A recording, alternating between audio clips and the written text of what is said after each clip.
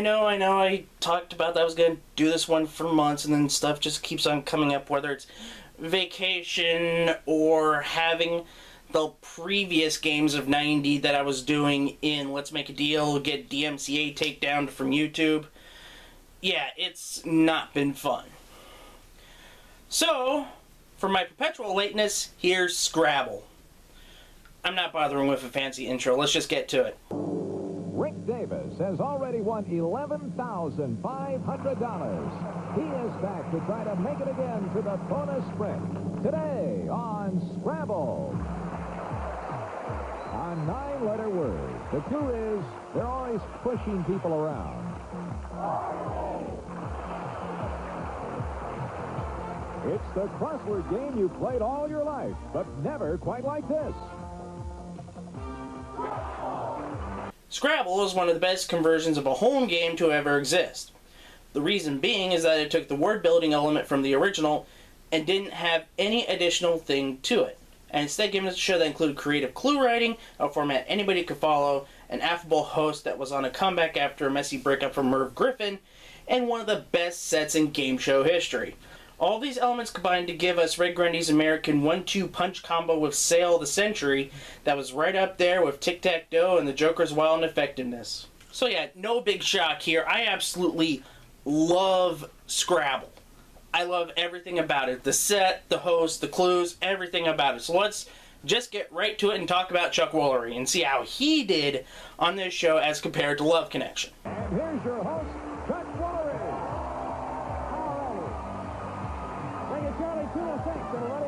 To the television version of everyone's favorite game. The good old Chuck Wagon takes the helm of this one, and next to Love Connection, this might be his best hosting ever.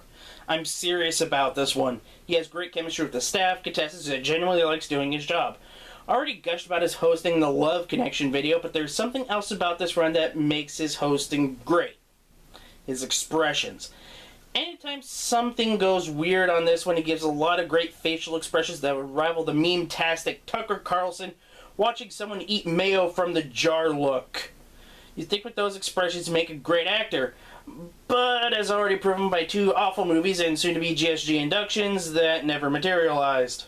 Normally I get to the gameplay, but let's talk about the most expensive prop in game show history.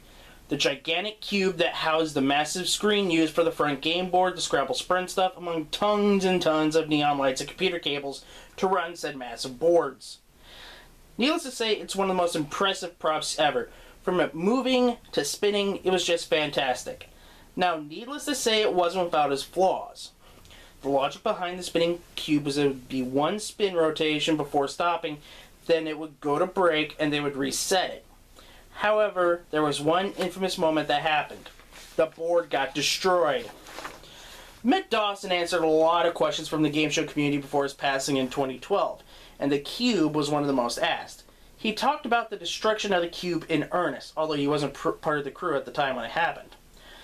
The situation was that the normal IATSE operator of the cube was replaced, and the new guy had no clue how to operate it. When given the cue, he let the cube run, and by the 3rd and 4th rotations, loud cracking and grinding was heard. The cube had essentially been destroyed, as Mick Dawson pointed out, turned it into a trapezoid.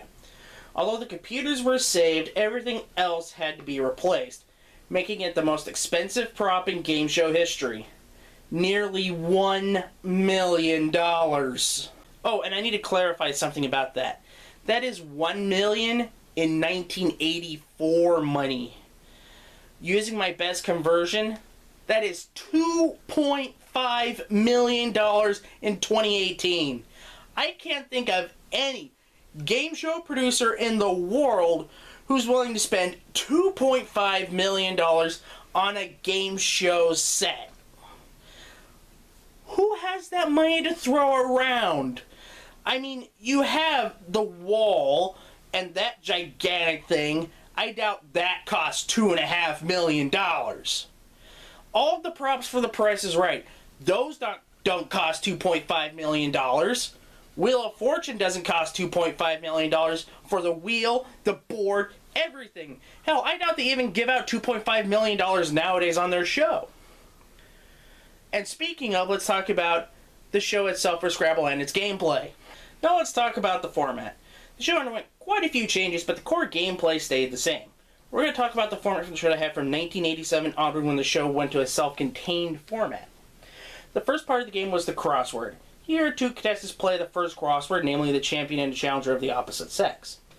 Chuck then gives a letter to build off of the amount of letters in the word and the clue. The person in control picks tiles that have random letters attached to them, and they have to place the letter in the word. If it's in the word, it drops in and they retain control. If not, then it's a stopper and control passes to the next person. First person buzzing with the correct answer gets a point. Bonuses could be had if somebody places a letter on a pink or blue square and then correctly guesses the word. If you saw it landing on a blue space, it's $500, whereas the pink one is worth $1,000. First of 3 points wins the game, $500, and plays the Scrabble Sprint. I know the main complaint from die-hard Scrabble board game players is that it doesn't feel or play like the original game. The thing is that it's much better being so far removed from the original game, especially with the absolute creativity of the clues. The clues themselves might be the best part of the entire show because they were nothing short of brilliant. They made you think, sometimes they made you laugh, and sometimes they were so far out there they would make Chuck and fans go into convulsions. The winner of the first crossword then plays Scrabble Sprint. The goal is to solve 4 words in the fastest time possible to set a time good enough for the person who wins the second crossword to be unable to beat that time. Chuck gives the amount of letters in the word and the clue. After Chuck says go, 2 letters are shown and the contestant must quickly pick one to be placed, whereas the other one goes back into the shuffle. Anytime they think they know the answer, they hit the plunger to stop the clock and give a guess. Correct answer goes on to the next word, whereas an incorrect one adds 10 seconds to their time and the word continues. I love this round as it's a good play-along part for those at home who try to get the words faster than the contestant counterparts. Plus, it's completely unpredictable. You could be a great player in the crossword, but not do well at the sprint because it does require you to think on your feet. The contestant that solves 4 words in the fastest time wins $1,000 and plays the bonus sprint, which is simply 2 more words, usually a 6-letter word followed by a 7-letter word in 10 seconds. Do that, and you win the jackpot, which starts at $5,000 and grows by $1,000 each day it isn't hit. It's quite like the sprint and still a great game. Although the show is fantastic and got great ratings for the 10 a.m. time slot, NBC wanted to shake things up. So Scrabble was canceled to make room for something new on March 23, 1990 after over 1,200 episodes and almost 6 years on the air. The move would prove to be a disaster as everything NBC put in that time slot from reruns of 227 to the revival of Let's Make a Deal, and everything else didn't get the same ratings as Scrabble did in that time slot. After a year off the air, Scrabble would be snapped up by USA in reruns for their gigantic game show lineup they had in the afternoons. But as we usually say on the Games in 90 or in Game Show Garbage or any other program we have here on this channel, the story doesn't quite end there. Oh, I don't know. Let's play Scrabble.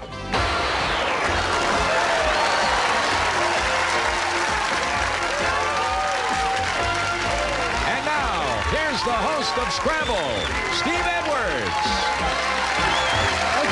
Thank you very much. Welcome. Thank you. Thank you, Charlie. Welcome to Scrabble. Rick Grinnell would team up with Group W Productions to produce a syndicated version for the already glutted 1990 syndicated season. With Chuck tied up with Love Connections, Steve Edwards was brought in to host the pilot. Steve might be a good talk show host, but as a game show host, he is kinda lacking. I'd check out the Pandemonium and Get Rich Quick pilots for better examples. The set did get a massive change from the old pink and blue set to a more stylishly primetime looking one. It didn't get picked up because of reasons, and it's a shame because it was still Scrabble as described before with no changes at all. But as I said, the story still goes on.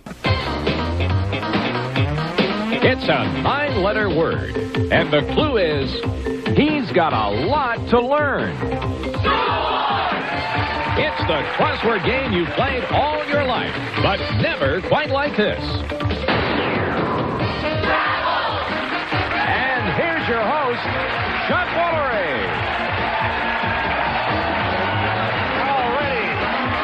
Thank you, Charlie Tuna, and welcome to Scrabble. It's a television version of everybody's favorite game, and we're back. It's only been about 3 years, but it's good to be back. It's nice to be back with you. We've missed you. Scrabble, however, did get picked up for a revival in January of 1993 when NBC wanted to get back in the game, so to speak. Paired up with future Game Show Garbage Inductions categories and Classic Concentration reruns, Scrabble returned with the 1990 set and Chuck Woolery as host. However, the set was more or less damaged goods.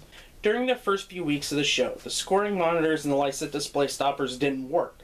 The doors that opened the show to the monitor were broken, And more importantly, the rest of the gigantic cube wasn't working either, including the sprint side. To fix this problem, the entire game was played using the Crossword monitor, thus needing a complete new program being created for the sprint rounds. This would be done cheaply and more than likely through Amiga. In the first batch of episodes, the board would be much slower than it was when it was all separate in the original run and pilot, thus resulting in somewhat slower times at the sprint. All of these problems would be fixed throughout the run, though. One bone of contention that many fans have about this version is the cheapened stakes with the bonus game. Instead of the old jackpot rules, the pink and blue bonus squares would be instead added to the bonus jackpot, with the jackpot base being only $1,000. While the front game payouts of $500 for a crossword and $1,000 for the sprint would remain the same, this did feel a bit cheaper because you conceivably win more in the front game than the bonus game if no money was added to the jackpot. This is highlighted in the finale when the last contestant won the bonus sprint jackpot of $1,500. However, the inverse is that this format is responsible for the biggest jackpot being won at $20,500, beating the old jackpot, which was $18,000. Once again, though, while the game and show were still the same, this version didn't last and was canceled in June of 1993. I have two reasons for this. One was the ever-changing dynamic in the realm of TV at the time. Game shows in daytime were not popular, and in its place were a lot of talk shows that tried to ape what Geraldo and Sally Jesse Raphael were doing. The second reason was because of the gigantic black eye that NBC got with Family Secrets being the unmitigated disaster that it was. Seriously, that show is really rising on the list of the worst shows that I inducted. The show would stay in reruns on USA until October of 1995, when the entire game show block went away, thanks to a change in dynamic on that channel. There were two other attempts for Scrabble to be re-aired on TV. One of them was a pilot called Scrabble Challenge for GSN in the early 2000s, starring Joe Hurley, and was a more traditional Scrabble-based game. That pilot never sold. Now, the Hub, or now Discovery Family, had a show called Scrabble Showdown with a bunch of great people behind the scenes doing all the stuff, but it had a terrible hosting Justin Willman, and the show was canceled after one season, which is kind of a shame, though, because it was a pretty good show despite Justin Willman. Well, sorry about the long delay for Scrabble. Hopefully this wonderful video would be more than enough. The next one I'm doing something simple, and that is Clash, and that will be the last obscure 1990 game show that I will be doing, because after that it's heavy hitters from here on out. Till next time, bye-bye.